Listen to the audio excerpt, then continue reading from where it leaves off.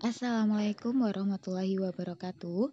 Baik, di sini saya akan melanjutkan membahas beberapa soal ekonomi bisnis dikhususkan untuk mempersiapkan ujian sekolah.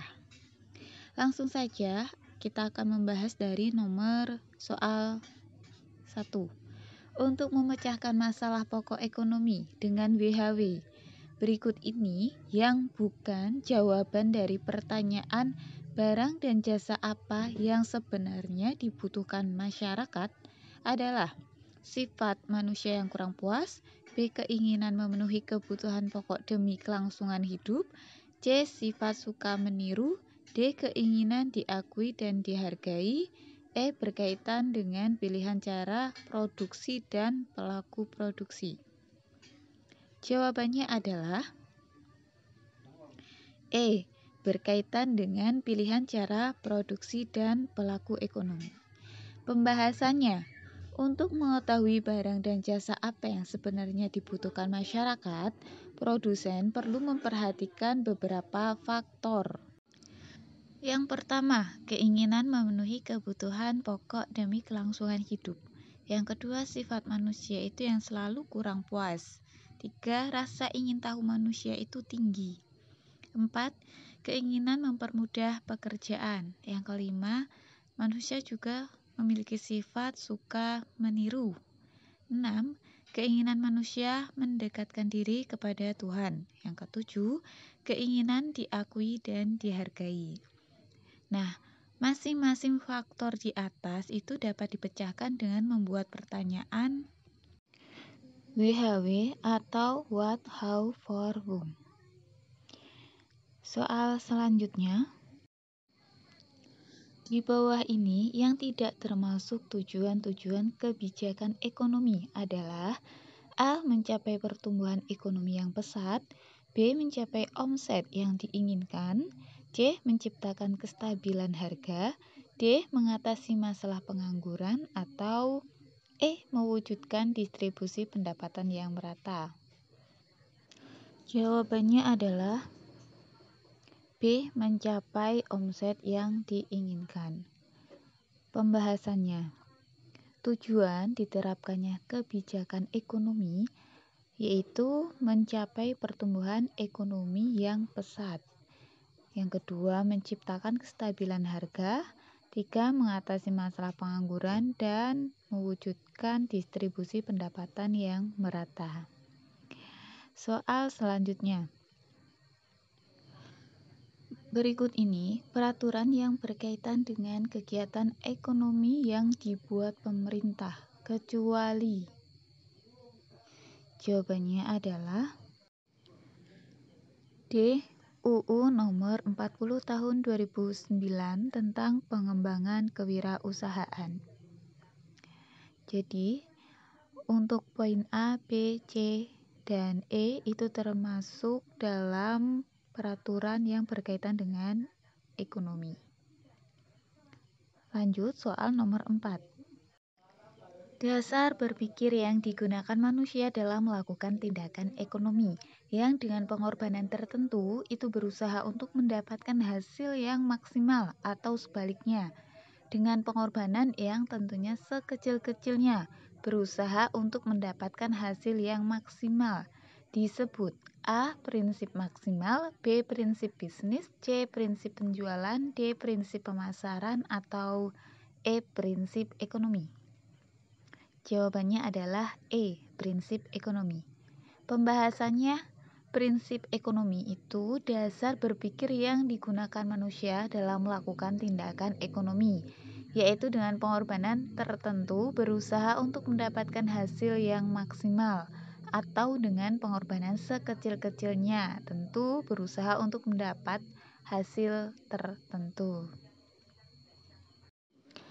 Nomor 5, berikut ini bukan merupakan bagian yang diperhatikan dalam menyusun skala prioritas kebutuhan, yaitu A. Tingkat urgensi, B. Kesempatan yang dimiliki, C. Popularitas dan prestis, D. Pertimbangan masa depan, atau E. Kemampuan diri. Jawabannya adalah C. Popularitas dan prestis. Pembahasannya, Skala prioritas kebutuhan adalah daftar tentang berbagai macam kebutuhan hidup yang disusun berdasarkan kepentingannya dari yang paling penting dan mendesak dapat ditunda sepenuhnya hingga tidak perlu dipenuhi. Selanjutnya, dalam menyusun skala prioritas kebutuhan, itu perlu memperhatikan 1. Tingkat urgensi, 2. Kesempatan yang dimiliki, 3. Pertimbangan masa depan, dan kemampuan diri.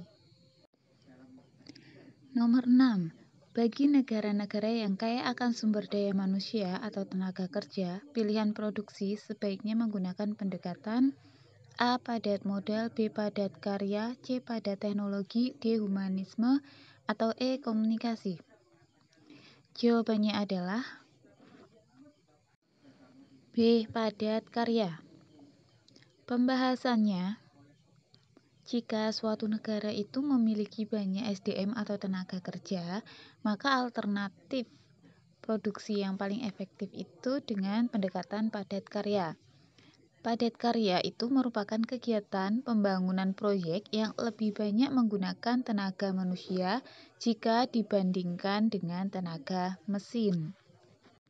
Nomor 7. Rumah tangga yang melakukan kegiatan konsumsi untuk memenuhi kebutuhan dan sebagai pemilik faktor-faktor produksi seperti tanah, tenaga kerja, modal, dan wirausaha disebut A. Rumah tangga produksi, B. Rumah tangga pemerintah, C. Rumah tangga perusahaan, D. Rumah tangga konsumen, atau E. Rumah tangga negara.